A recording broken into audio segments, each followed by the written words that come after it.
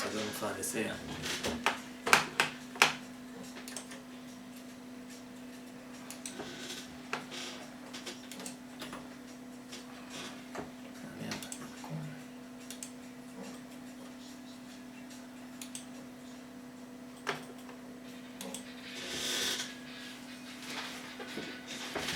Il n'y a rien, c'est normal.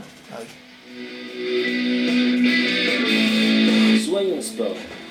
18h, 19h. Ah, je suis con, je l'ai branché. 99.5. Ah oui.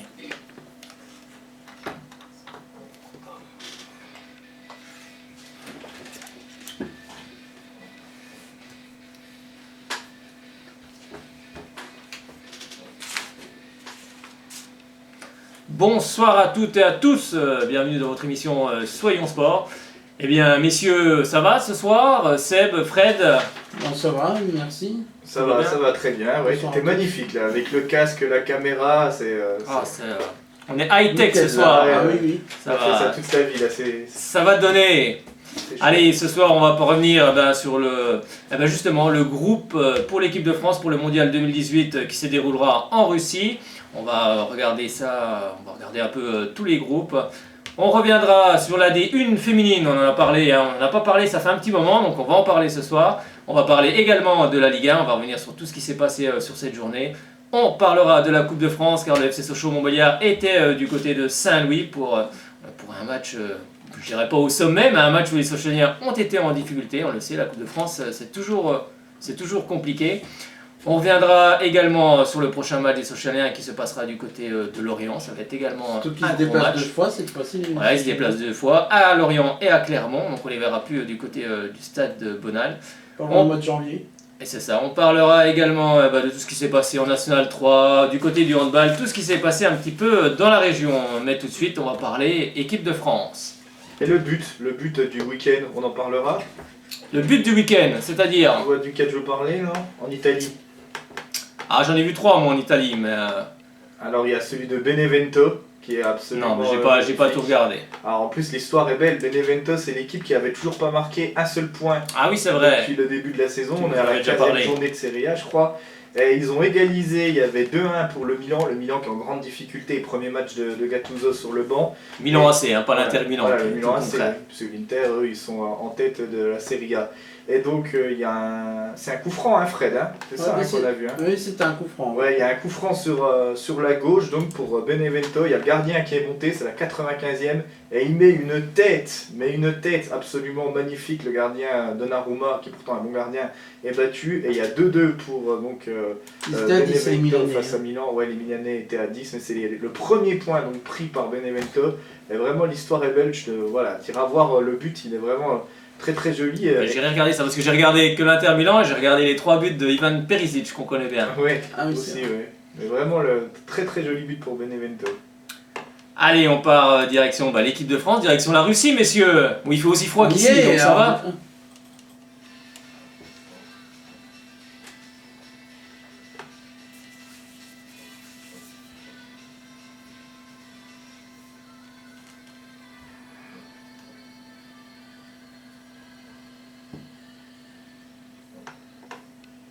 C'est pas forcément un bon souvenir ce générique. Ouais, pas forcément un bon souvenir. Ça a 2 ans. On va le changer parce que Ouais. si on est un peu superstitieux, On va se porter la poisse avec ça. ça va pas trop le faire. J'espère qu'il y aura un meilleur hymne national pour un meilleur hymne pour le mondial russe, à mon avis. Hein. On verra ce qu'ils vont nous préparer, justement ce qu'ils vont nous concocter.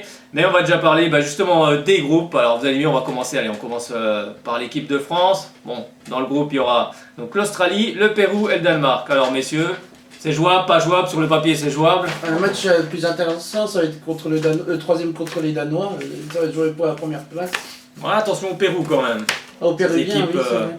Les équipes d'Amérique du Sud sont toujours compliquées à manier car c'est vraiment des très bons joueurs. On a regardé avec de Sébastien ce matin, mais il n'y a pas trop de Péruviens. Par un ou deux joueurs, les Péruviens ils sont quasiment. Ils jouent quasiment tous en Amérique du Sud déjà ou en Amérique centrale, soit le Mexique, soit beaucoup au Pérou, quelques-uns. Au Brésil, dans des bons clubs brésiliens, ouais. Mais sinon il y en a quand même très très peu qui sont passés par l'Europe.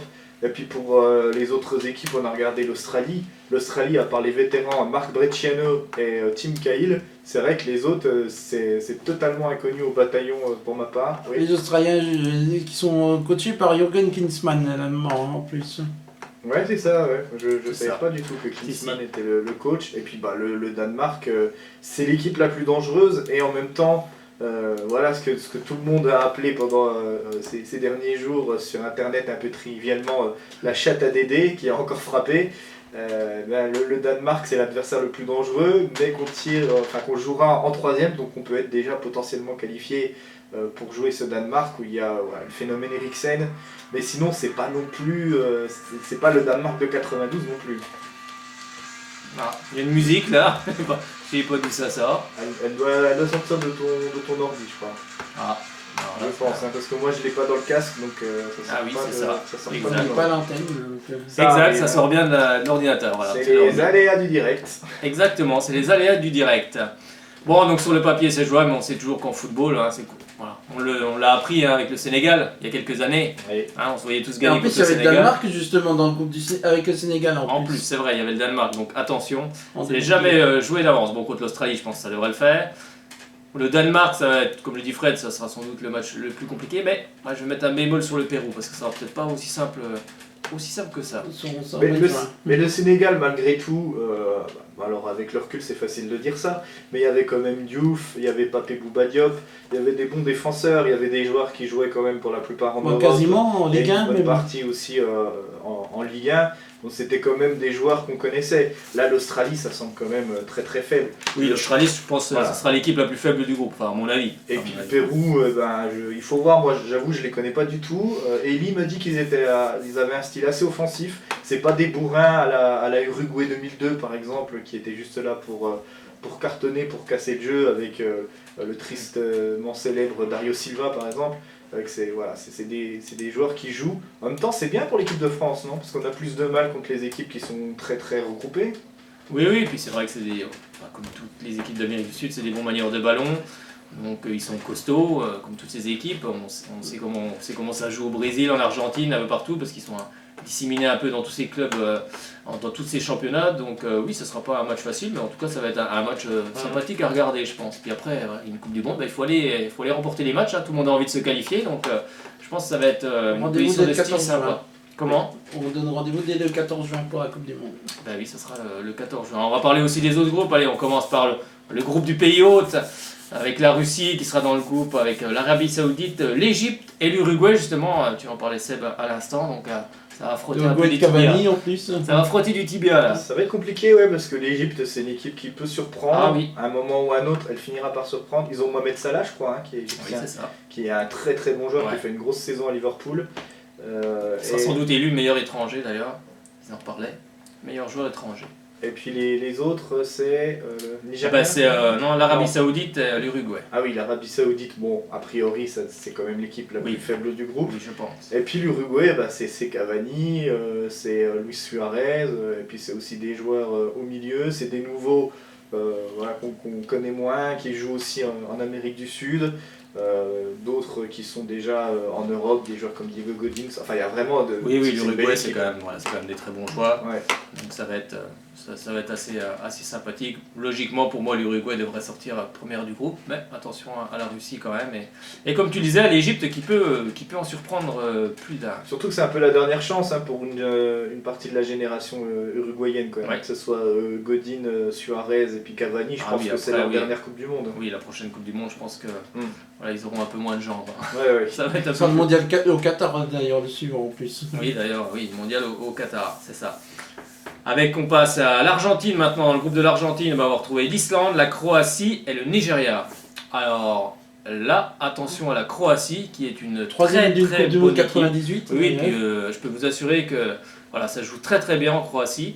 J'ai vu quelques matchs, c'est impressionnant. Le milieu de terrain, on l'a vu avec Ivan Perisic qui a encore mis 3 buts hier. Le milieu de terrain croate est monstrueux. C'est Modric qui est au Real Madrid, qui est Modric, titulaire. Perisic devant. Rakitic qui est Rakitic, titulaire exact. également au Barça, donc Exact. c'est très très Non, fort. non, c'est monstrueux, et très technique. Alors là, Moi je mets un bémol, mais je vois bien la Croatie sortir première du groupe. Moi, allez, je prends Avec des l'Argentine, paris. je pense. Je prends des paris. Moi, c'est un groupe qui me fait penser à celui de l'Argentine en 2002, je sais pas si vous vous souvenez, c'était l'Argentine de Bielsa, Ouais.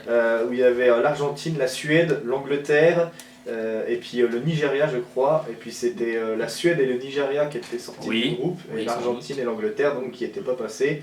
Et là, bah, il y a l'Argentine, et il y a l'Angleterre.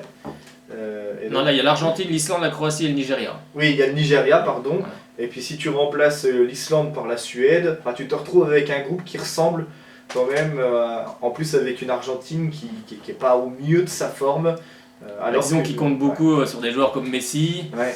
Si Messi n'est pas en forme, c'est un peu comme au Barça quoi. Si Messi n'est pas forcément en forme, ben ça peut être compliqué. Et surtout que la France peut affronter l'Argentine en 8e, entre parenthèses. En plus. Ouais, bah après de toute façon après. Comme en 2002, c'était 8e, prévu quart, aussi. demi, après ça sera que des gros matchs. Hein. Sachant que Messi il peut pas vraiment se reposer cette saison. Hein. Non, donc est-ce C'est qu'il une va grosse arriver saison, hein. est-ce qu'il va arriver justement à ce mondial sur les rotules? Ouais, On moi va je le voir, pense. quoi. Hein. À moins qu'il se préserve de lui-même, mais s'il se préserve de lui-même, ça veut dire qu'il sacrifie la saison du Barça. Et ça, c'est pas gagné. En tout cas, il y en a un qui va se préserver malgré lui, c'est Umtiti hein, Ouais. qui a 8 semaines, qui est arrêté pendant 8 semaines, donc c'est quand même énorme. D'ailleurs, il a raté le Classico contre le Real de Madrid. Donc lui, il va arriver sans doute, voilà, en forme à ce mondial. Un peu plus frais. Ouais. Un peu plus frais, exactement. Donc à surveiller ce groupe parce que les Bleus sont concernés dessus. Ouais. Allez, on passe au prochain groupe. Dans le groupe E, le Brésil, la Suisse, nos amis suisses, le Costa Rica et la Serbie. Bah là, ça va être aussi un groupe à Il suivre. dit que hein, parce que c'est le Brésil va être qualifié, ça c'est sûr. Oui, on va dire que la logique, voilà, nous ferait dire que le Brésil devrait terminer en tête. Après, Mais moi, j'aime attention, bien les les- Suisses aussi. Hein. Les Suisses jouent bien, Ouais, le Tila, Costa Rica aussi. c'est pas mal et la Serbie c'est pas mal aussi.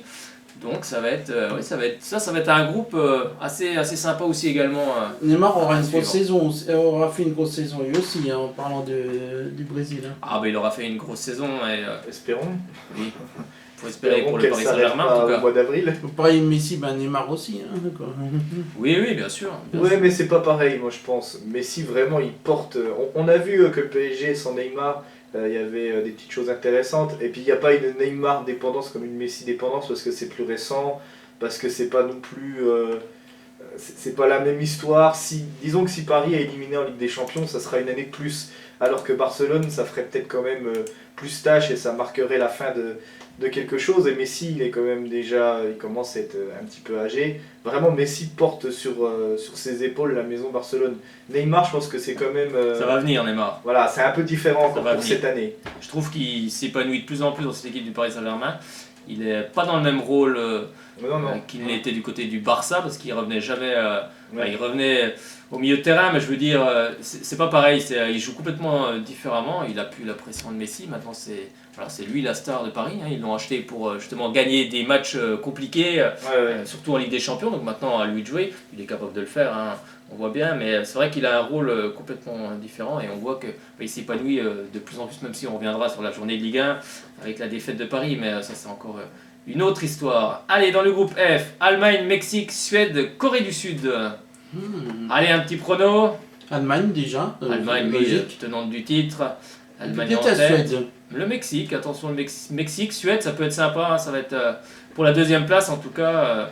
À moins que l'Allemagne se fasse surprendre, hein, aussi ça peut arriver. Peut-être hein, ça peut arriver. Allemagne-Suède, ça peut aussi, ça a surveillé aussi. Hein, Oui, après, bon, moi je vois bien la Corée du Sud finir dernière du groupe, mais bon, on sait jamais, avec les Coréens, ils peuvent se en prendre aussi. 2002, on a vu que leur exploit. Eh hein, oui, c'est eh oui, on a vu ce que chez eux, ça a hein. donné. Et on en voit quelques-uns en Europe quand même, des Coréens. De plus en plus. Et Il y en a à Dijon, marquent en il y plus, en a, ouais. oui, Il y en a Ouais. 3, je crois. il y en a à Dijon, il y en a à 3, oui, il y en a un peu partout, Oui, il il y en commence a à arriver. trois, de plus en plus. il a marqué à 3 matchs de suite, s'il avait marqué C'est contre ça. Paris, ça en faisait 4. C'est ça. Et même dans les autres championnats, hein, on sait que dans le championnat allemand, il y en a un petit peu aussi. Oui, Donc oui pourquoi après pas. le niveau mondial se resserre aussi, hein. Il y a des joueurs qui viennent dans les meilleurs championnats aussi, qui viennent justement de ces pays-là, et qui ensuite, justement, retransposent ça en équipe nationale, et ça peut donner des surprises, et ça donnera sans doute des surprises dans cette Coupe du Monde, en tout cas, on peut l'espérer. Le Mexique, je sais pas du tout ce que ça vaut, franchement. Ah, Il y c'est a pas quel- mauvais le Mexique, hein. Ils ont toujours été au rendez-vous. Moi j'aime bien cette équipe mexicaine. Ils ont toujours été bien présents. Et, Il y avait eu le coup pense du qu'ils crapaud en 98. Oui, aussi, c'est vrai, c'est vrai. Mais c'est une équipe, oui, c'est une équipe qui est toujours là.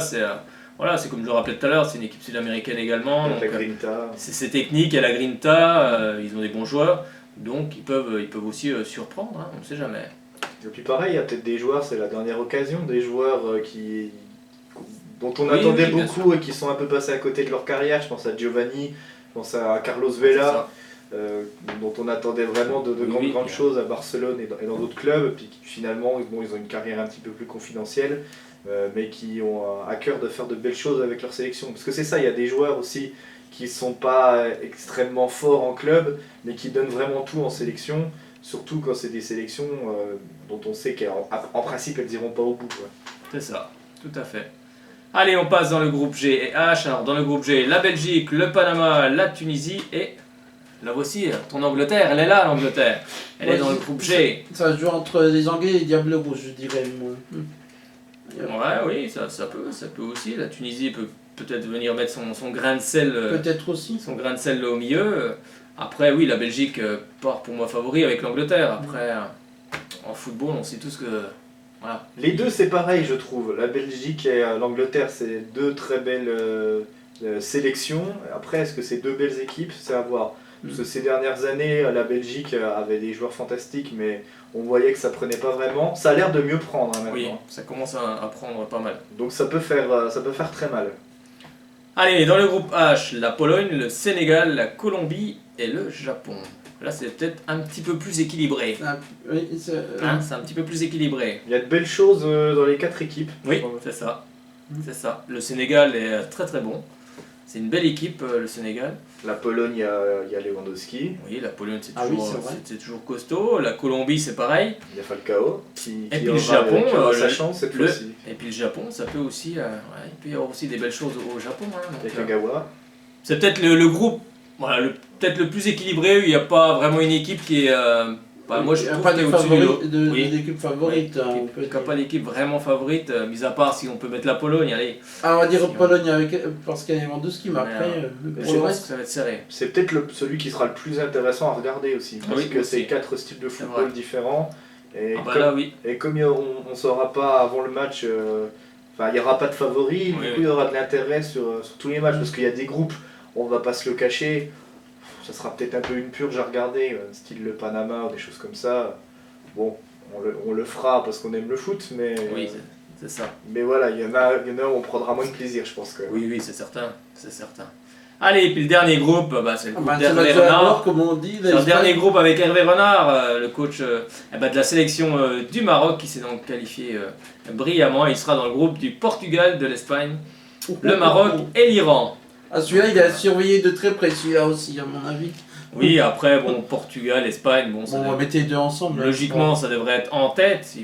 S'il y a une logique, après, on sait que dans le football, il n'y a pas forcément de logique.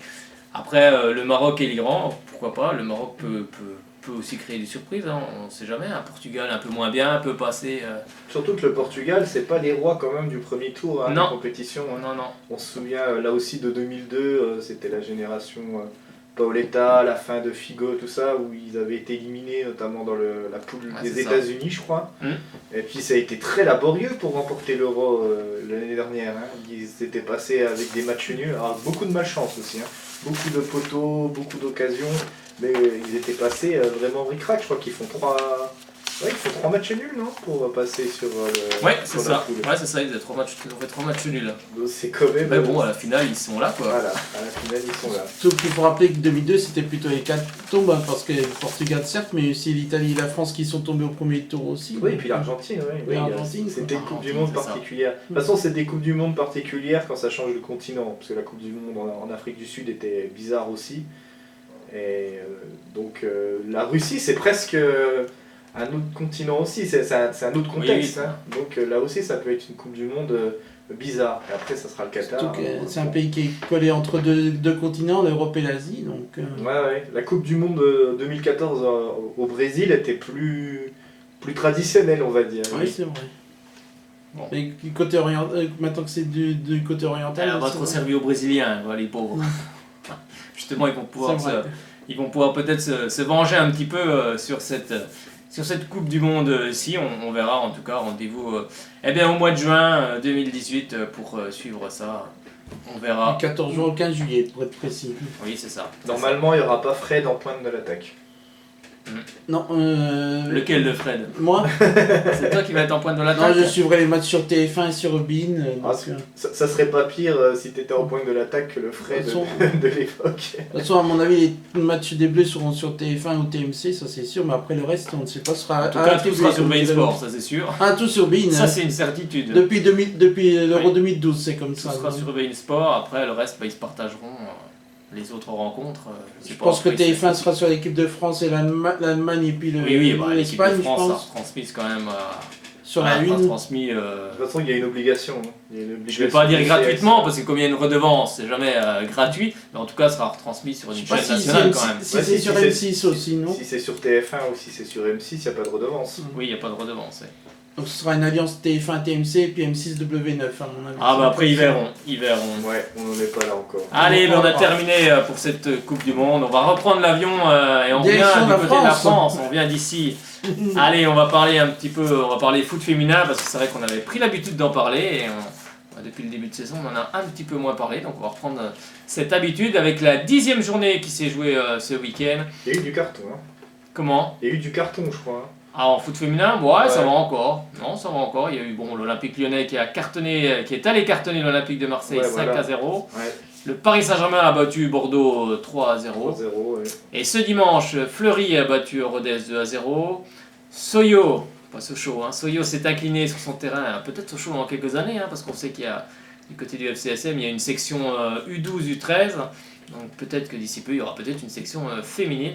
Mais en tout cas, Soyo s'est incliné sur son terrain lourdement face à Montpellier. Ça, c'est un carton, 5 buts à 1. Albi a battu Guingamp 2 à 0.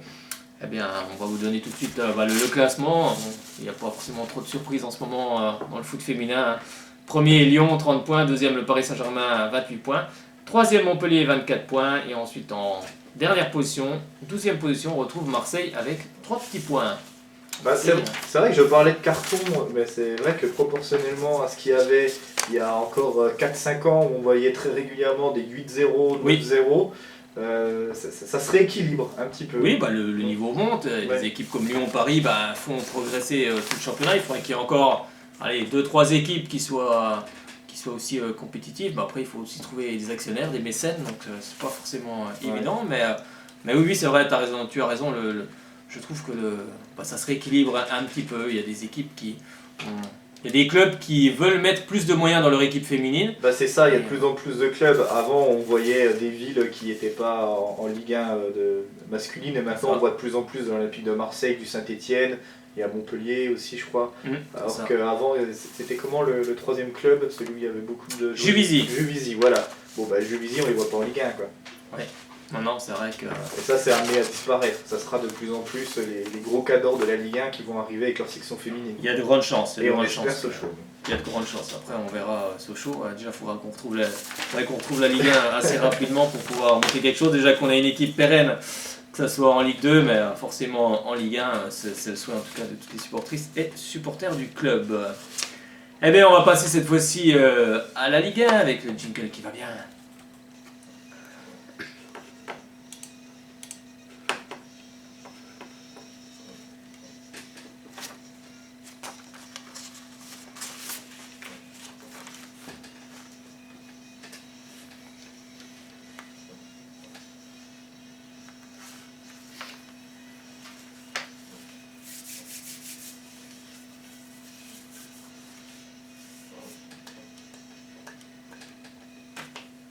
Bon, messieurs, vous avez suivi un petit peu la Ligue 1 ce week-end? Pas du tout. On l'a suivi. Comme tous les week-ends, je la suis. Hein. Ah, tu l'as su, t'es un assidu. Un assidu du football et du sport j'ai en pas- général, Fred. Si je pas bidou Canal+, franchement, j'ai un âne, hein, franchement. Ah, bah après, tout le monde ne peut pas avoir toutes les télévisions. Hein, ça... Ah, mais Ça- j'aime bien, moi, suivre les championnats de France de foot. Bah Ligue 1, oui, Ligue parce 2. que, Ouais, mais c'est ce qu'on National. disait encore c'est ce qu'on disait les autres semaines, c'est que Exactement. même si on aime ça, c'est quand même compliqué Ouais. de suivre le championnat. Alors il y a Exactement. quelques émissions comme le Canal Football Club ou même plus Téléfoot, mais c'est quand même pas pareil quoi. Il n'y a pas la même il n'y a pas le même rapport. On se sent Oui, plus oui. détaché quand on peut pas C'est-à-dire que voir moi, les je matchs. regarde des fois le jour de foot le samedi et le CFC le dimanche. Alors, donc, j'ai les matchs du vendredi et du samedi. Déjà, deux à regarder, le résumé deux fois à regarder, quoi. Alors, Eh on ben, avait oui. la chance d'avoir PSG 3 cette semaine, Ah oui, C'est j'ai vrai. regardé qui sur. est passé sur C8. Ça, c'était quand même une belle initiative. Avec une belle équipe de 3 d'ailleurs, j'ai trouvé, franchement. Ça avait marché l'audience, j'ai vu. Ouais, il y a eu du jeu, hein. Ils ont pas mis le Ouais, bus, ouais. comme on dit Ouais, maintenant. franchement. Ils ont vraiment fait de Après, belles oui, choses. après, c'est ce qu'il faut faire, faut jouer contre Paris. Oui, C'est, faut jouer. faut pas non plus avoir peur. Hein. Faut Après, les bousculer. l'équipe est logiquement plus forte que celle qui est en face, logiquement. Mais bon, après, il faut jouer comme on va le voir dans quelques instants avec Strasbourg. Mais est-ce que tu penses, parce que comme on est sur 3 et puis ça sera la continuité de Strasbourg, est-ce que tu penses qu'Emery n'a pas fait une bêtise quand même à autant faire tourner? Parce que là, il a complètement bousculé Après, c'est l'équipe. vrai qu'il y a un gros match et un match aussi important contre le Bayern Munich. Mais bon, quand on fait tourner à Paris, bon, quand ils voient le banc parisien. Oui, oui, non, mais je suis d'accord, mais tu casses quand même tous les automatismes. Moi, je trouve que c'est pas très malin d'autant tourner. Il vaut mieux. Après, il a changé peut-être pas mal de joueurs, mais bon, après, ça reste quand même des joueurs qui se connaissent quand même depuis un petit moment. Donc, C'est pas une excuse, hein. Logiquement, ils auraient dû gagner. Hein. oui, oui. Mais- Ils se sont fait surprendre sur. Bon, à Strasbourg, on n'a pas non plus 50 000 occasions, mais bon, en tout cas, les occasions, les deux qu'ils ont, ils les ont mis au fond. C'est ça, voilà, ils ont été 100% réalistes et c'est surtout ça qui est important face à Paris. Il ne faut pas rater les premières occasions. Si tu leur en mets un au fond, après, c'est soit tu les énerves, t'en prends 5, Ouais. ou soit tu défends bien. Et puis après, Strasbourg a bien défendu, Strasbourg a bien joué. Il ne faut pas dire que c'est Paris qui a perdu, hein, c'est comme le rappelait Thierry Loret, c'est pas Paris qui a perdu, c'est Strasbourg qui a fait son match, qui a bien joué. Il ne faut pas non plus respecter trop cette équipe de Paris, il faut leur rentrer dedans tout simplement. Hein. Quand tu rentres sur le terrain, faut rentrer dans l'adversaire, c'est ce qu'ils ont fait. Ils n'ont pas eu peur. Après, ils auraient pu en prendre 5 aussi, mais parce que Paris a quand même des grosses occasions, ils ont Ouais, quand même des vendangé grosses quand même pas occasions. mal, faut Ouais. reconnaître. Mais le football, c'est ça, il faut de l'efficacité, il faut les mettre au fond. Et Paris a su, en tout cas sur cette rencontre, juste mettre un but, mais ça suffit pas. Mais il y avait un climat aussi. Au début, c'était quand même c'était assez costaud comme match. Oui, hein. oui, bah après, c'est. Il y a eu du contact, et puis après, au fur et à mesure, la pelouse a gelé, et on a vu que ça glissait pas mal, des deux côtés. Hein. Oui, bien sûr. C'est le même terrain pour les deux, hein. C'est pas pour chercher des excuses. Oui, non, mais c'est sûr. Mais après, quand tu rentres sur le terrain, il Et faut. donc ça balançait un peu après, c'était moins. Voilà, Les à contacts, partir de 30 minutes de jeu, c'était plus très intéressant. hein. C'est vrai, quand tu rentres sur le terrain, les contacts sont rugueux parce qu'il faut que tu montres à l'adversaire que ce soir, ça va être difficile, Ouais. ça va être compliqué pour lui. Bon, même si c'est Paris, après, c'est la magie aussi du football. Lui, Paris ne va pas gagner tous ses matchs cette Ah saison. oui, hein. oui. Il y a ça aussi, quoi. Et ça fait plaisir de retrouver la Méno quand même, de retrouver. C'est Oui, bien oui, que c'est- Strasbourg soit en Ligue, hein. C'est vraiment une bonne chose. Ça. Oui, c'est vrai qu'il y a du monde dans le stade. Les gens attendaient ça depuis des années. Hein. On sait ce qui s'est passé du côté de Strasbourg. Allez, on débute cette 16e journée. C'était ce vendredi 1er décembre avec Dijon qui recevait Bordeaux. Et c'est pourtant Bordeaux qui va ouvrir le score par Cafou à la 13e minute de jeu. C'est Yann Béré qui va égaliser pour Dijon à la 34e minute de jeu. Et 2 minutes plus tard, c'est l'inévitable Malcolm, un joueur en forme du côté de Bordeaux, qui va donner l'avantage aux Bordelais à la 36e minute de jeu. Et c'est ensuite Benjamin Janot qui va égaliser pour Dijon. Et c'est Wesley Saïd, l'ancien joueur de Rennes, à la 86e minute de jeu, qui donne la victoire à cette équipe de Dijon. En tout cas, un excellent match. Très bon match de Dijon, qui n'a exactement comme on le disait pour Strasbourg, qui n'a rien lâché. Et en plus, il s'impose 3-2. On va écouter la réaction du milieu de terrain Morgan Amalfitano. Pour lui, le principal, c'est de prendre des points. Donc ce soir, ils ont pris 3 points. Et Benoît Costil, lui, il dit simplement on ne peut pas continuer comme ça. Faut peut-être changer le gardien.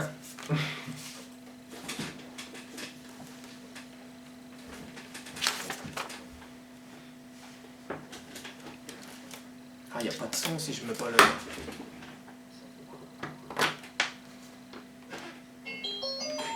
Il n'y a rien qui sort là. Il n'y a rien qui sort des haut-parleurs, c'est normal. Mais... Non plus. Moi j'ai essayé tout à l'heure. Ah, c'est normal qu'il y ait rien qui sorte des haut-parleurs là. Oh là, ça bug là. Oh là là. Il y a eu un faux contact. C'est l'association facile, hein? Non? Ça va reprendre. Hein. Ouais, bah si. Peut-être. Voilà, c'était le résumé donc de Dijon-Bordeaux avec cette belle victoire hein, des Dijonnais. Rien ne va plus pour Bordeaux quand même depuis quelques matchs, eux qui avaient bien démarré. Bah oui, c'est compliqué pour cette équipe bordelaise, mais bon, je pense qu'il y a quand même des motifs de satisfaction, même si c'est difficile d'en trouver quand on perd. Mais c'est vrai que cette équipe bordelaise glisse, hein, elle est 11e au classement avec 20 points. Et en tout cas, cette équipe de Dijon, elle remonte, elle est 10e avec 21 points. Donc, en tout cas, les Dijonnais sont en forme en ce moment et ils ne lâchent rien sur le terrain. C'est vrai qu'ils ont un début de saison compliqué parce qu'ils ont reçu tous les gros d'entrée. Donc, forcément, ils n'ont pas marqué beaucoup de points. Mais en tout cas, on voyait du jeu dans cette équipe. Et Olivier Dalloglier, en tout cas, a bien su remotiver ses troupes et il l'emporte 3-2. Allez, on passe au prochain match. C'était ce samedi à partir de 17h. On en a parlé, le Paris Saint-Germain qui se déplaçait du côté, tu l'as dit Seb tout à l'heure, de la Méno. Et c'est Strasbourg qui va l'emporter 2-1 avec un but de l'ancien joueur de Valenciennes, Nuno Dacosta à la 13e minute de jeu. C'est Kylian. Seul, hein. Oui, c'est ça, tout seul. Et c'est Kylian Mbappé à la 42e qui va égaliser pour l'équipe parisienne. Et c'est finalement Baoken en fin de match, à la 65e minute de jeu, le match n'était pas encore terminé, et qui va donner l'avantage à Strasbourg et surtout la victoire, car Strasbourg n'a rien lâché en fin de match et s'impose 2-1. On va écouter C'est une énorme émotion, Pardon. donc je viens. on va écouter la réaction de Dimitri Liénard, l'ancien joueur de Belfort. Il dit tout simplement c'est la magie du football, on ne pouvait pas rêver mieux avant de commencer le match. C'est ce qu'il disait avant de commencer le match, on ne pensait pas du tout, pas forcément battre Paris, mais on était dans cette optique parce que quand on est compétiteur, on vient pour gagner un match et ensuite c'est la magie du football qui a fait le reste, mais c'est aussi cette équipe de Strasbourg qui a fait beaucoup. Et Javier Pastore, lui il revient sur le championnat, il dit c'est un championnat difficile et on ne va pas gagner tous nos matchs. Et on ne veut pas non plus forcément rester, on veut rester invaincu, mais on ne gagnera pas tout. C'est une énorme émotion, d'où je viens un jour pouvoir jouer contre Neymar, ou jouer contre toutes ces stars, ou Cavani, Mbappé. Nantes, ils les ont chambrés sur tellement Twitter. vite, c'est tellement fabuleux. Nantes, ils ont de se chambré dire de Paris pouvoir, sur les Twitter. battre, Hein aller à la Coupe du Nantes, Monde, ou peut-être ils ont être champion chambré d'Europe, Paris sur on sait Twitter, pas. le compte Pouvoir officiel. les battre, ça fait un an, ils sont Comme invaincus. ils battront C'est une pas le score de émotion, 95. énorme, mais honnêtement, enfin, les pieds sur terre, bien sûr, on rentre sur le terrain, on va pas se dire on va perdre, on va jouer le coup à fond. Mais après de là. Et leur score de 95, c'est sur une saison ou c'est cumulé sur la saison d'avant? Moi en tout cas, j'ai toujours eu les pieds sur terre. Je pars Non, pas je crois que dedans. c'est toutes Mais les comme saisons. quoi, dans le football, il y a de la magie et c'est pas que de mettre des noms sur un papier qui font qu'on peut gagner un match. Et en tout cas, je suis ravi et heureux ce soir d'avoir pu battre le PSG. Maintenant, ça s'arrête pas là. On a encore 3 matchs super importants jusqu'à Noël. Il faudra qu'on s'appuie sur ce genre de prestations où on est capable, si on est tous solidaires et si on va tous dans le même sens, de pouvoir faire de belles choses. L'adversaire, il a eu 2 occasions, on si n'était on pas parle à de 100% concentré dans les 2 occasions et l'équipe adversaire il a marqué. Après ils ont défendu très bien, on a essayé de beaucoup de manières de gagner ce match, mais bon, on n'est pas arrivé à marquer le 2e but et on a perdu ce match. Mais l'équipe il a bien joué, il voulait gagner. Il y a beaucoup de bonnes équipes ici. 32 matchs ils ont fait, non? Ce championnat Ouais, aussi, on arrive toujours d'arriver à être en difficulté dans les championnats, comme tous les années, parce que c'est le normal. Mais ce n'est pas un objectif à nous. L'objectif, c'est d'arriver à la fin du championnat première et gagner le championnat. Oui, l'objectif de Javier Pastore et des Parisiens, c'est d'être premier à la fin de la saison et surtout de remporter le titre. Bon, ils ont toujours, on regardera tout à l'heure le classement, toujours 9 points d'avance sur Monaco. Allez, on part du côté de Lille. Lille qui avait perdu son entraîneur il y a peu de temps, avait envie de faire quelque chose justement en recevant le Toulouse de Pascal Duprat. Et finalement, c'est Lille qui va s'imposer par un petit but 1-0, un but de Nicolas Pepe à la 63e minute de jeu, un très beau but d'ailleurs. Si vous ne l'avez pas vu, regardez-le, il est magnifique, il touche la barre transversale juste en dessous et ça rentre, une belle frappe sans beaucoup d'élan. Et puis ensuite, il y a eu un penalty également pour cette équipe toulousaine en fin de match et c'est Mike Maignan qui l'a arrêté de belle manière. Et finalement, Toulouse ne s'en sort pas. Toulouse a encore perdu et Toulouse est pour le moment relégable, 18e avec 16 points. On va entendre la réaction du buteur, Nicolas Pepe, qui lui dit qu'il faut continuer à enchaîner les victoires, parce que Lille est juste 17e avec 18 points. Et également Pascal Duprat, qui lui, tout simplement, il dit on ne mérite pas de perdre cette rencontre. Ouais, c'est sûr que voilà, Yacine me lance en profondeur. Voilà, je rate un peu mon contrôle. Je vois que j'ai l'occasion de tirer, je saisis ma chance et but. Ouais, c'est sûr que voilà, j'ai marqué un très beau but qui a permis aussi à l'équipe de remporter ce match. Mais voilà, C'est pour faire un truc au c'est parc. pas aussi que grâce à moi, c'est tout un collectif. Je sens qu'ils vont faire un truc au parc. Qui reste le penalty. Qui On a vu qu'on travaillait bien en C'est le blanc. prochain match aussi. Ah oui, c'est au On parc, était ouais. tous ensemble, voilà, il y avait de la cohésion dans cette Oh, c'est équipe. possible. Voilà. Hein, après. Maintenant, on va s'appuyer là-dessus et Après, c'est enchaîner vrai que Paris, il faut pour, arrêter de continuer à regarder, il enchaîner faut jouer, les quoi. victoires. Bien sûr, il faut Faut enchaîner. jouer. Voilà, on sait qu'on a un très très gros match contre le Paris Saint-Germain au parc. Voilà, maintenant, on va tenter de faire un exploit. Toulouse, Non, on À a vu Toulouse, aussi ils ont ce pas de bol. penalty. Ce match-là, ils ont à pas de chance, Saint-Étienne. quand même. Voilà, je pense Mais pas bon. qu'il y ait penalty, même pas du tout. Je pense que voilà, Après, attention. Faudel avait pris de la cuisse, mais voilà, ça arrive à tout Ah, le ça monde va de être faire serré, des erreurs. le maintien, tout. Ça arrive à Tout va être serré à tous les étages, là, je crois. Comme on a vu aussi, Mike a su sortir ce penalty pour nous donner la victoire. Bien sûr, quand on gagne, on est content. Voilà, maintenant aussi, quand ça allait pas bien, on essayait d'être solidaire. Voilà, maintenant. Et pris les réactions de Sochaux, tout à l'heure, ouais. payé. Maintenant, on voit que ça paye. Maintenant, réaction de Sochaux. on commence à prendre confiance. Et voilà, on va pas s'arrêter là-dessus. On va continuer à bosser pour continuer à enchaîner les victoires. En fait, j'ai trouvé qu'on a fait un bon match. Ça s'appelle comment Ça s'appelle Saint-Louis Sochaux. Nous avons beaucoup Ah oui, de aussi, c'est joueurs, donné, ça. notamment Ivan Perisic, il a pris aussi. qui font défaut. Non. Et en plus, au bout de quelques Ok. minutes, Ouais, mais c'est tout. Clément Ivan Michelin Perisic, on en passe à parlera un gauche, petit coup. malheureusement contraint à sortir. Donc on essaiera d'aller les chercher la prochaine fois qu'on jouera contre eux pour vous faire plaisir. Pour vous faire plaisir, on ira les chercher. Voilà, c'était la petite phrase de Pascal Duprat. Ben oui, les résultats ne sont pas très bons du côté de Toulouse, mais c'est moi le responsable, comme dirait Pascal Duprat. Ouais. Moi, je pense que ça va être très compliqué pour Pascal Duprat de finir la saison. Bah, je sais pas, c'est vrai que pour le moment, oui, il y a des rumeurs comme partout quand ça va pas bien, mais bon, en tout cas sur le papier, il a quand même une belle équipe, hein, mais on sait ce que c'est le football, hein, des fois même en ayant des beaux noms sur la feuille de match, des fois la mayonnaise ne prend pas ou ne prend plus. Non, mais c'est sa façon de communiquer, c'est sa façon de. On sent que. On sent qu'il a un peu Voilà, c'est passé la de lassitude. Ouais, c'est passé de quelque chose de sympa qu'on avait envie de retrouver et qui peut à quelque chose d'agacé, ça passe moins bien. Oui, là, je pense qu'il est un petit peu abattu à la fin de cette soirée avec ce penalty arrêté en cette fin de match. Allez, on passe du côté de Monaco qui recevait l'équipe d'Angers.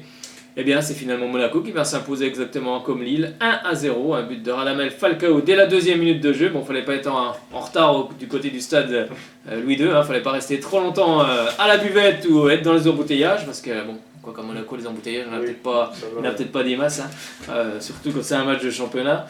Et dès la 2e minute de jeu, eh bien, c'est le score final 1-0. On va entendre la réaction de Djibril Sidibé qui lui dit notre objectif c'est la 2e place. Alors là j'ai un peu de mal à comprendre, ça y est, ils sont déjà résignés, c'est fini, ils sont sûrs d'avoir la 2e place, donc ils vont même pas essayer d'aller chercher la première, moi je sais pas. Ils peuvent encore finir premier. Hein. Non, mais si on prend la totalité de la déclaration, il dit que Paris a acheté Neymar et Mbappé pour aller chercher la première place, et donc Oui. voilà, on sait qu'on se bat pour Oui, la pas deuxième. forcément à armes égales, mais Voilà. bon, après, il faut aussi, oui, pourquoi pas, on peut toujours aller chercher la première place, même si les autres ont mis, bien évidemment, de gros moyens en place. Et Stéphane Moulin, ce soir, on méritait un point. C'est vrai que cette équipe d'Angers aurait mérité un point. Oui, c'est une satisfaction. L'objectif, c'était les 3 points. Bon, le match était un peu compliqué, un peu laborieux, un peu de stress. Ce match, beaucoup d'erreurs techniques, mais bon, le principal, c'était les 3 points, donc mission accomplie. Ouais, c'est sûr, il n'y a pas de match facile. On l'a vu avec Paris juste avant de débuter cette rencontre, qui s'est fait piéger là-bas à Strasbourg. Voilà, on est tombé face à une équipe d'Angers qui était solide, qui a joué avec ses valeurs.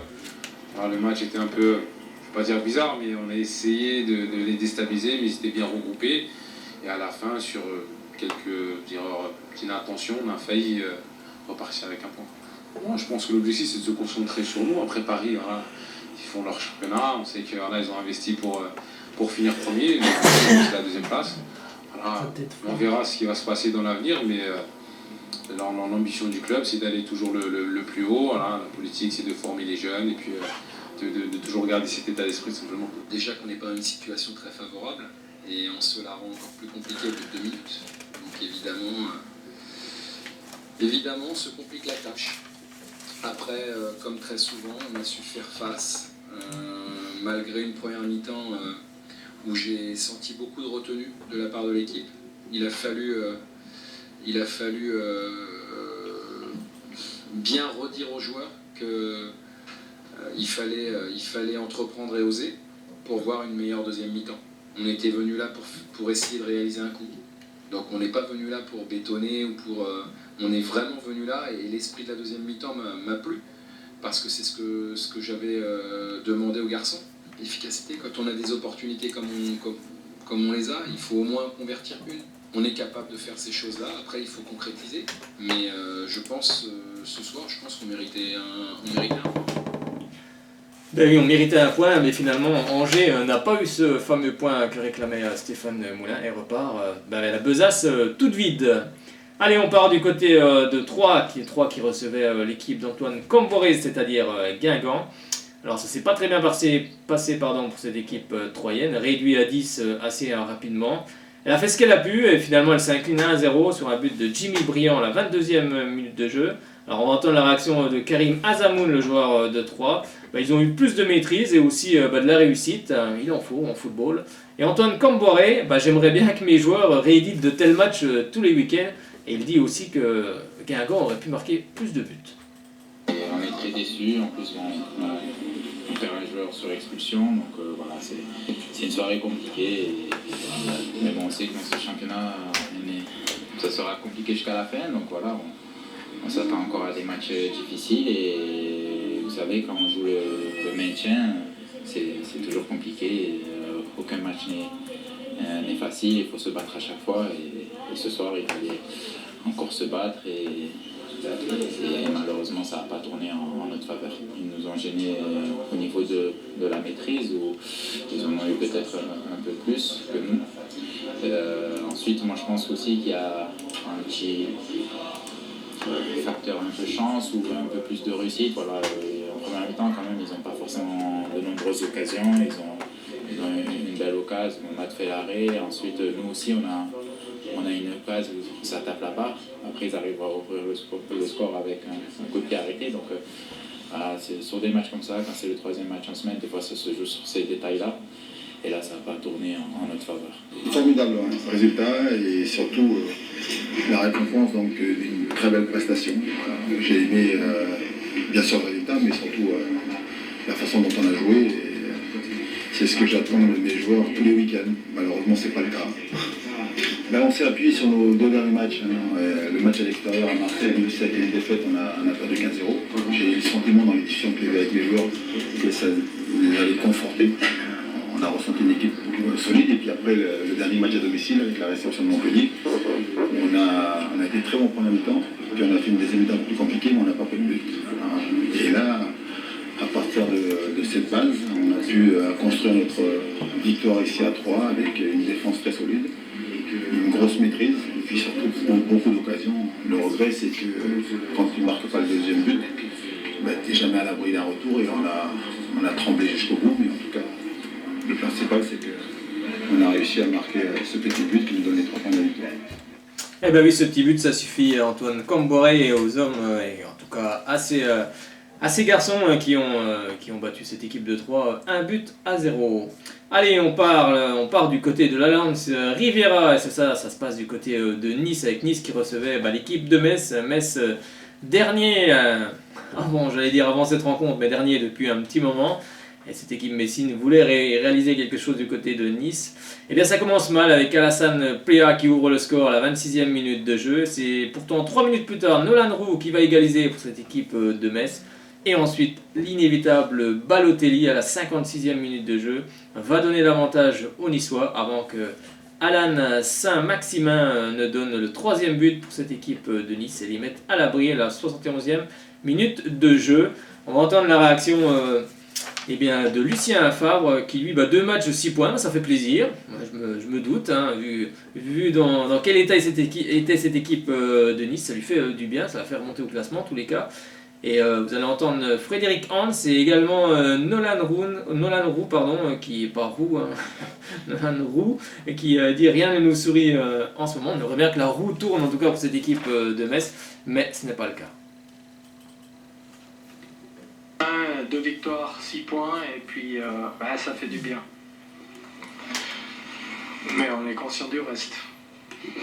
C'est la Ligue 1, c'est le haut niveau, il n'y a pas de pitié, on doit s'inspirer de ce match de contenu pour avancer dans notre jeu et dans nos résultats. À chaque fois, il y a une petite chose, il y a un coup franc, c'est contré, ça va dedans au lieu d'aller à côté, il y a une frappe contrée, pareil, ça va dans la lucarne.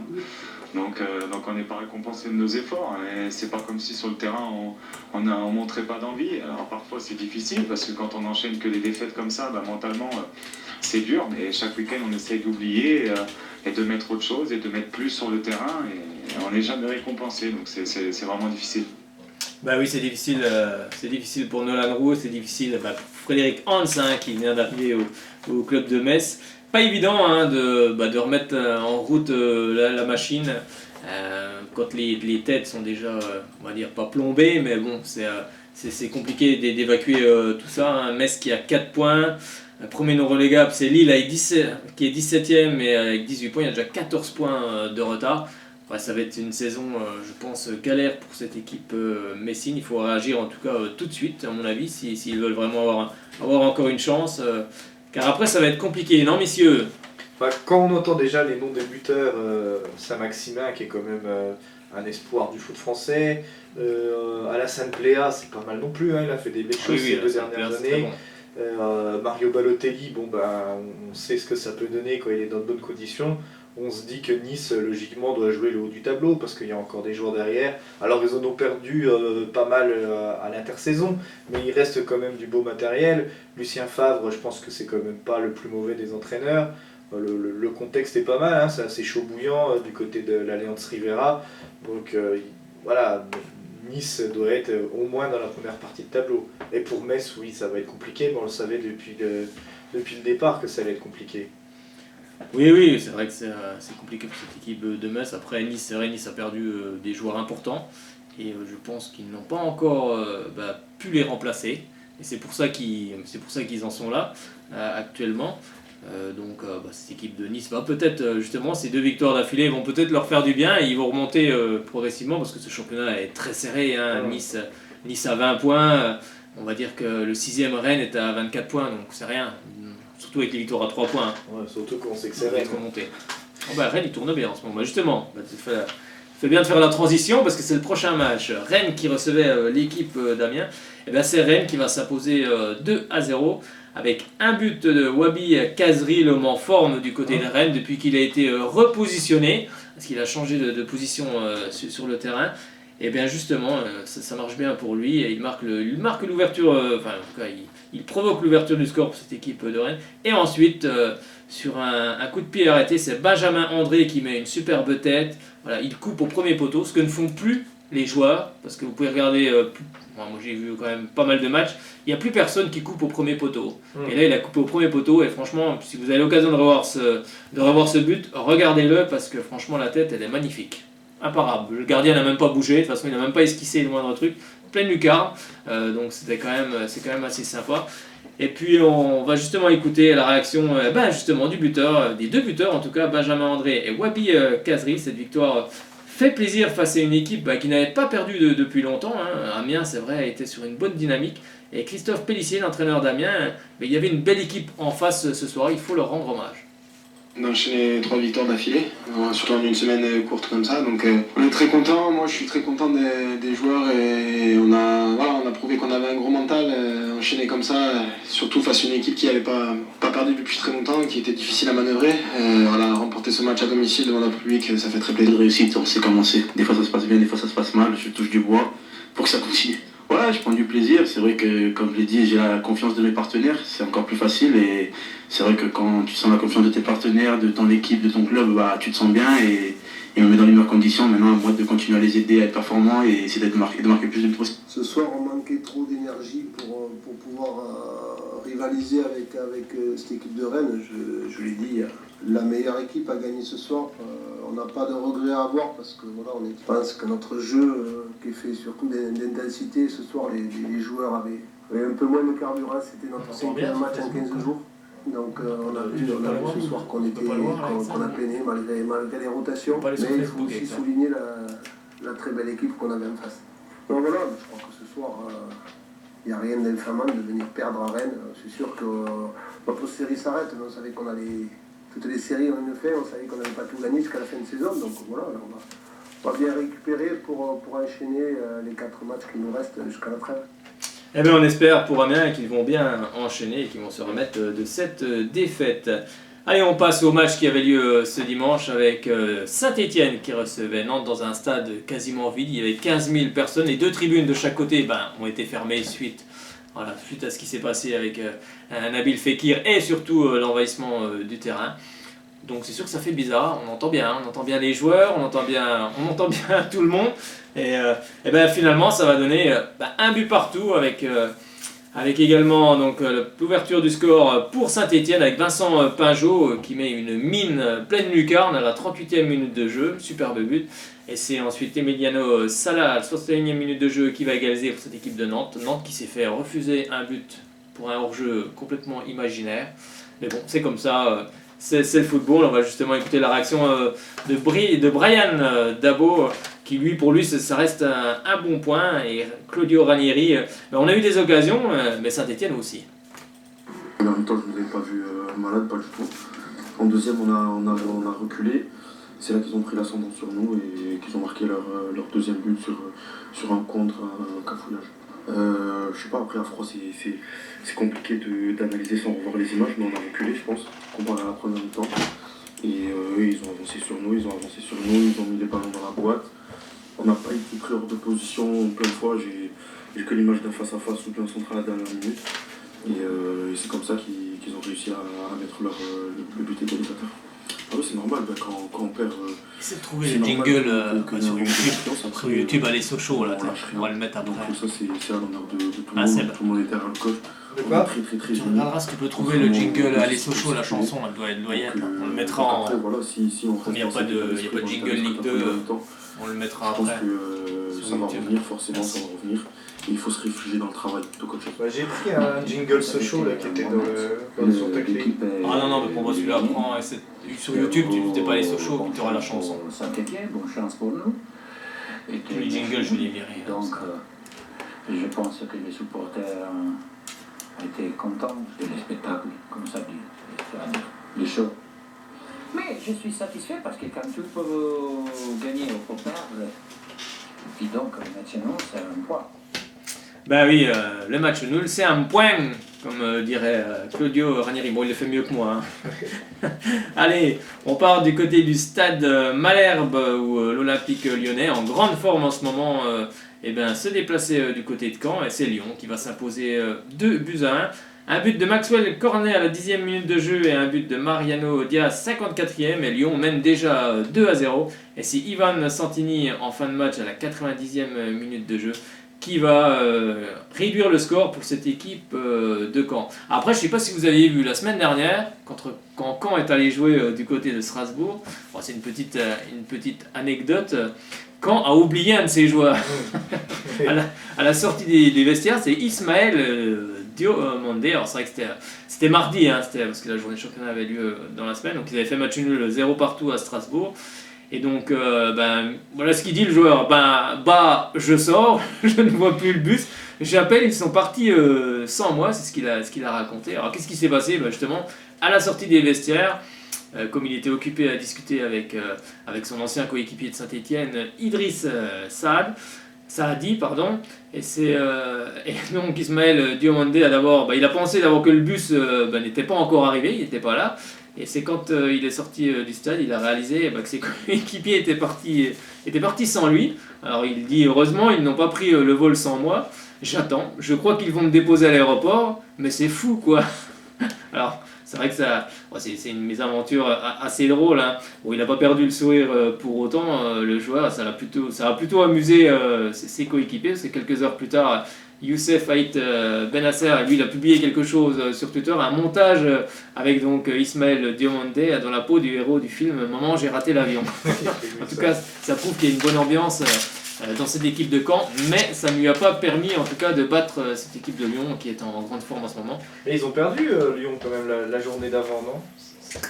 C'était contre qui? C'était pas contre Lille? Si, c'était contre Lille. Donc un petit coup d'arrêt quand même pour les Lyonnais. Oui, un petit coup d'arrêt, mais je pense que 2 victoires de suite pour les Lillois. Oui, c'est ça, 2 victoires de suite pour les Lillois. Oui, c'est vrai que Lille redresse bien la barre. Bon, tu me diras, vu d'où ils partent, Oui, ils sont un petit peu obligés. Mais ils avaient perdu 3-0 leur premier match sans Bielsa aussi, je crois. Quand même. Oui, c'est ça. Ils avaient perdu. Saint-Étienne ou Montpellier? Je crois que c'était à Montpellier. Ah, ou Montpellier. Oui, Oui. ça devait être à Montpellier. Bon, je pense que le président a peut-être poussé aussi un petit coup de gueule, histoire de remotiver un petit peu tout le monde. Et on va écouter justement la réaction d'Anthony Lopez, le gardien de cette équipe lyonnaise. Pour lui, l'essentiel, ce sont les 3 points. Et Patrice Garand, j'ai aimé la réaction de mon équipe. Bon, face à Lyon, c'est vrai que c'est toujours compliqué. Partie des matchs de championnat, il y a des matchs où on va sûrement s'imposer un peu plus facilement, il y a des matchs où il va falloir aller à la guerre jusqu'à la dernière seconde, c'est ce qui a été fait cet après-midi. Ouais. L'essentiel c'était de vraiment prendre les 3 points, de se racheter de notre non-première mi-temps contre Lille à domicile et chercher les 3 points aujourd'hui. On est déçus parce qu'on a préparé ce match pour le gagner. Il y a 2 choses. La première chose, c'est que je trouve que ce qu'ont fait les joueurs est remarquable, malgré la défaite. On ne peut pas se satisfaire d'une défaite, mais quand même. Je trouve qu'aujourd'hui on n'avait pas les jambes, on n'avait pas tout ce qu'il fallait, c'est le 3e match quand même, donc ça a quand même joué.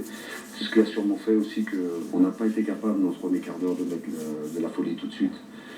Si j'ai un petit regret, c'est ça, le début de match, le premier quart d'heure, on s'est laissé un petit peu endormir par le rythme de cette équipe lyonnaise. Quand on joue au même rythme qu'elle, techniquement ils sont supérieurs. Mais après par contre, voilà, ce que j'ai adoré, c'est l'état d'esprit, c'est le fait de vouloir toujours aller à l'avant, même à 2-0, on ne s'est jamais désuni, on y a toujours cru. On y a toujours cru, on a des poteaux, on a des situations aussi, alors aussi non, mais bon, quand on joue contre ces équipes-là, c'est normal. J'ai aimé surtout le deuxième mi-temps, ça m'a rappelé un petit peu le match de Nice, où le deuxième mi-temps on l'a passé dans le camp niçois, là on a fait un petit peu pareil, alors évidemment dans une situation de compte, ils auraient pu les punir, mais quand on a cette envie, cet état d'esprit, on n'a pas été punis, ça nous a permis une fin de match.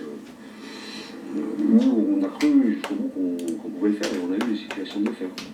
Donc il y a plein de bonnes choses à garder de ce match-là. Oui, il y a plein de choses à garder du côté de Patrice Garand et de cette équipe de Caen. Caen, c'est une équipe en fait qui joue tout le temps, qui va toujours de l'avant, qui ne lâche rien. Après, c'est vrai que c'était compliqué sur ce match-ci face à une équipe de Lyon, justement, qui voulait réagir après son échec face à Lille quelques jours auparavant. Donc ça a été compliqué, c'était vrai que cette équipe de Caen s'est inclinée chez elle. Elle est plus jolie à voir que celle de Franck Dumas il y a quelques années par exemple. Oui, le pauvre Franck Dumas, laissons-le où il est. Je ne sais pas s'il est encore empêtré dans ses affaires, mais c'était bien compliqué. Il ne faut pas jouer avec les impôts, jamais. Au niveau de Caen, il y a eu quand même quelques petits soucis avec un joueur qui s'en était pris. Oh non, ne me dis pas qu'Ismaël Diomandé, il l'a encore oublié quelque part, c'est pas possible, Fred. Non, ça n'a rien à voir. Ah bon? Au niveau, c'est les Lyonnais il y a un joueur qui s'en était pris au juste de touche. Ah, c'est vrai, oui, tu fais bien d'en parler, c'est Marsal. Marsal qui aurait dû écoper d'un carton rouge. Moi, franchement, je ne comprends pas. Le juste de touche n'a préféré ne pas faire de... Mais c'est rouge direct, là, c'est même... Non, c'est rouge direct. Il n'a même pas cherché, il a poussé l'arbitre avec sa main, il l'a repoussé, il l'a touché. Donc, dès qu'on touche l'arbitre, c'est rouge.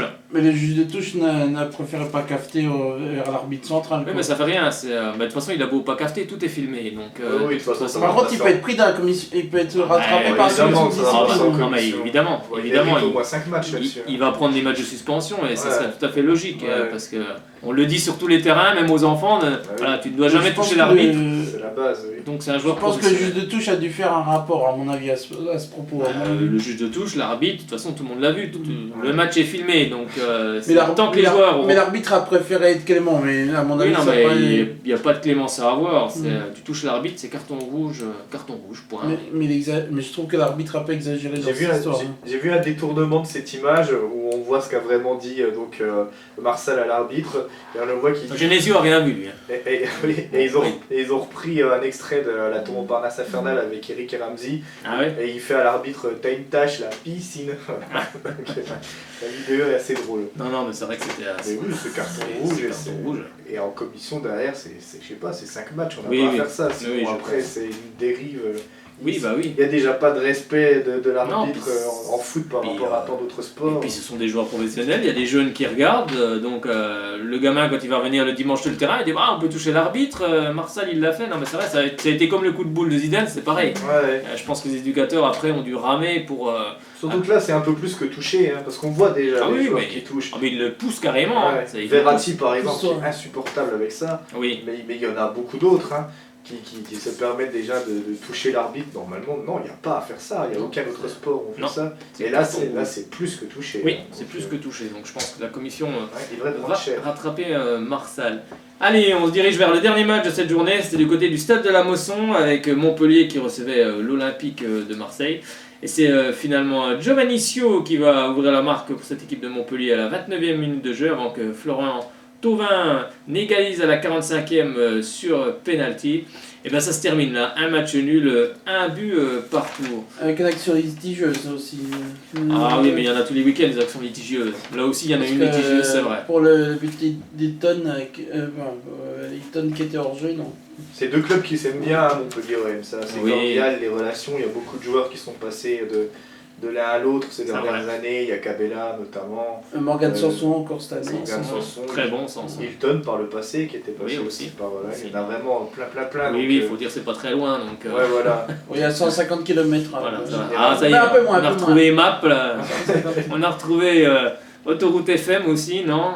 Autoroute Info, oui. Allez, on avait perdu le souvenir d'autoroute et il est revenu. On avait égaré. Allez, on va écouter la réaction de Stéphane Cessignon, le joueur de le milieu de terrain de Montpellier, c'est un joueur du Paris Saint-Germain. On a fait des erreurs, oui c'est ça, on a fait des erreurs dans cette rencontre, oui c'est certain. Et Steve Mandanda, qui lui tout simplement, cela reste un bon point, mais aussi vu l'état du terrain. Tous frustrés, mais bon, après comme je dis, il y a des erreurs que peut faire les arbitres. Le terrain était déplorable. Mais nous, on ne va pas s'avancer là-dessus. Nous, on a laissé dans nos matchs. Ce qu'on avait mis en place pour ce match, on l'a bien fait. Et on savait qu'on était capable, sur la fin du match, de pouvoir le gagner. Moi, je donnerais les essentiels. Allez, on embraye après sur... je donne juste la prochaine journée vite fait de Ligue 1, machin, le classement vite fait. La Coupe de France, je donnerais les et puis après, on a enquis sur le jingle Sochaux, et puis là, on va parler de Sochaux. Énormément d'occasions. Mais éventuellement, c'est qui veut appeler, merci. Voilà, un match fermé. Et je pense que je donnerai les résultats principaux. C'est bon, j'ai passé la nuit dessus. Je vous laisse analyser et dire. Déçu, après c'était pas simple, un terrain qui n'était pas évident, une équipe vraiment très difficile à manœuvrer, qui n'ont pas perdu contre les gros aussi. Ils ont un système qui maîtrise vraiment très bien et qui met en difficulté pas mal d'équipes. Et voilà, on aurait pu, si on avait été, on va dire, plus réaliste, et on aurait pu gagner, mais on va dire que c'est un nul logique et surtout on ne perd pas et ça c'est important. Est-ce que les Marseillais auront un nouvel avant-centre après le mercato qui viendrait d'Arsenal? J'ai vu ça plusieurs fois, c'est une rumeur insistante, il aurait déjà été approché cet été. Il s'était dit, donc Olivier Giroud, qu'il allait peut-être pouvoir s'imposer à Arsenal, ça semble compliqué. Guy Stéphane a encore dit hier à Téléfoot qu'il fallait qu'il joue. Oui, mais je pense que ce qui pose gros problème, c'est pas le fait qu'il vienne, c'est surtout le fait, c'est le salaire. Ouais, bah après voilà, ils ont des ambitions, ils ont pas des ambitions, c'est l'OM Champions Project ou quoi? Oui, mais je pense qu'aucun club, ne peut, à part Paris, ne peut s'aligner sur les salaires anglais. Après, il peut aussi faire un effort de mettre Giroud, parce que c'est dans l'intérêt quand même de sa Coupe du Monde, quoi. Après, lui peut faire un effort, enfin... Ça serait bien, quoi. Est-ce qu'il va le faire, l'effort? C'est ça le... Quelle est sa priorité? Voilà, tout à fait, c'est parce que pour le moment, je pense que Marseille ne peut pas s'aligner sur le salaire qu'il perçoit actuellement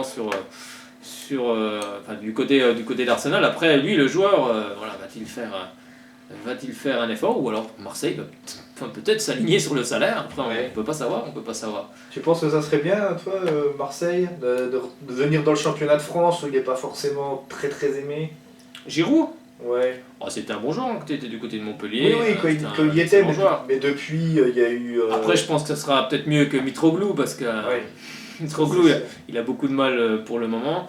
Après, ça peut venir, c'est quand même... Pareil, Mitroglou, c'est un joueur qui a quand même marqué des buts. Après, c'est un peu plus compliqué, mais faut peut-être qu'il s'habitue aussi à la Ligue 1, c'est pas le même jeu qu'ailleurs. Donc il a été longtemps blessé aussi. Oui, il a été longtemps blessé, donc faut que ça revienne. Après, pourquoi pas, oui, Giroud, de toute façon, c'est un très bon joueur également. Après, est-ce que ça fonctionne moi si jamais il vient à Marseille? Ça, nul ne le sait pour le moment. Déjà, il faut qu'il soit là. Déjà, là, ça va être. Je pense que ça va pas forcément être simple pour cette équipe.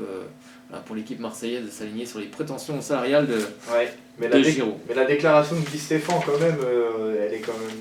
Ah bah oui, c'est pas anodin quoi. Oui, bien sûr. Dire ça en public. Quand un joueur ne joue pas, de toute façon, après il prend des risques. Il prend des risques de ne pas être sélectionné avec l'équipe de France, de plein de choses quoi. Donc il faut jouer. Quand on est joueur, il faut jouer. C'est pour ça qu'il ne faut pas hésiter à. Voilà, bon bah là c'est un autre cas de figure parce que c'est des joueurs qui jouent dans les grands clubs, mais. Comme tous les joueurs, il faut se faire prêter. Surtout que son concurrent principal est dans le même club que lui, c'est ça aussi qui est compliqué. Hein. Oui, aussi, donc c'est vrai qu'après, ils verront Marseille. Hein, s'ils ont les moyens financiers, c'est surtout il faut que le joueur soit d'accord pour venir jouer à Marseille. C'est important aussi, ça, parce que si le joueur n'est pas d'accord, ça reste... Moi je vois pas pourquoi ils voudraient pas, c'est quand même un OM qui est... Ils sont quoi, 3e aujourd'hui, 3e, 4e? Enfin, quelque chose comme ça. Oui, non, mais deuxième encore à la dernière question journée. Sportivement, la question ne se pose pas. La question elle est toujours la même, c'est le salaire. De toute façon, on en revient toujours au même parce que les joueurs. Ou un prêt, comme ça, c'est pris en. Les joueurs, les clubs, je pense que maintenant les clubs ils s'en tapent un petit peu. Je pense que c'est le salaire qui prédomine beaucoup. Quand on revient d'Angleterre, c'est plus pareil. Hein, c'est sûr, ouais. Donc, là, il y a une Coupe du Monde à jouer. Exactement. Après, il verra où est son intérêt. Ouais. Je pense que ce serait mieux pour lui, mais bon. Après, c'est à lui de décider. C'est à lui de décider. Allez, on va s'intéresser cette fois-ci à la Coupe de France et on va parler un peu du Football Club Sochaux-Montbéliard. Donc si vous nous écoutez, n'hésitez pas à venir vous exprimer en direct au 03 81 50 67 51. Maintenant, on va parler de Sochaux, on va parler de la Coupe de France, on va parler également du match que les Sochaliens iront plutôt du côté de la Bretagne affronter l'équipe de Lorient. On va terminer avec Clermont. Allez, on va passer un petit jingle avec la chanson que nous envie Y'a pas Péno sur Europe 1, c'est ça, la chanson qu'on aime bien.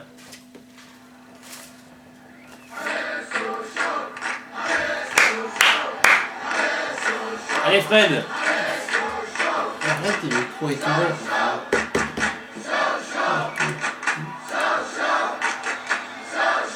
Bon, tu m'as trouvé les buteurs là. Donner le cœur de figurer parmi les meilleurs.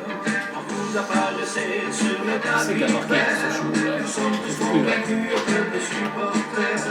Et si cette femme est une bonne jour, puis le numéro 1, ce sera Sochaux.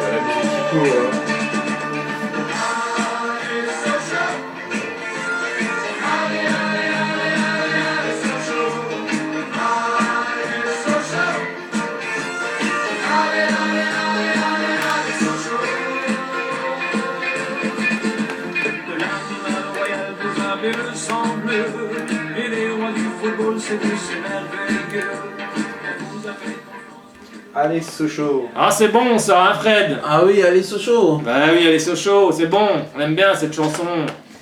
Cette musique qui a fait vibrer. On va peut-être leur donner du tennis pour vendredi à Lorient.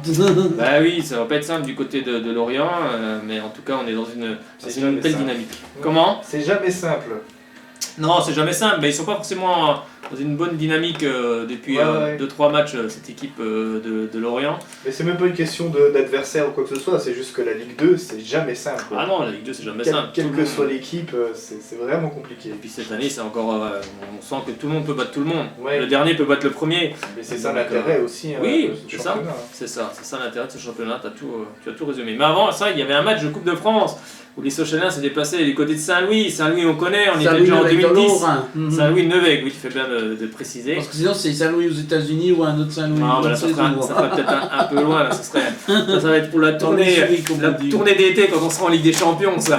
Non, c'est en Alsace, hein. C'est juste à la frontière suisse d'ailleurs. C'est ça, bah oui, on y était en 2010. J'étais en 2010 à Saint-Louis-Nevègue. Moi, j'allais voir avec le Racing. Avec le Racing, oui, exactement. J'allais voir avec le Racing, pas avec le Racing Club de Strasbourg. Hein. Non, le Racing Besançon. Hein.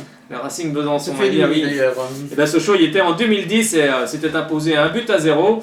Et ben là, ça a été un autre match avec Saint-Louis, Saint-Louis qui va ouvrir le score à la 26e minute de jeu. Et bien après, c'est Jenan qui va servir Sengele, qui a juste Ziggy qui remplaçait Maxence Prévost, car en Coupe de France, Peter Bugler fait tourner. C'est donc Ziggy qui remplaçait Maxence Prévost, et ça fait but pour Saint-Louis à la 26e minute de jeu. Et ensuite, Sochaux va courir après le score. On sait que ces matchs de Coupe de France, c'est toujours un traquenard. Ça a été le cas, c'est vrai que les joueurs en face jouent le match... peut-être pas de leur vie, mais enfin c'est un match très important quand on est joueur de football, qu'on évolue en National 3 ou National 2, c'est des matchs à vivre. On a vu Brest la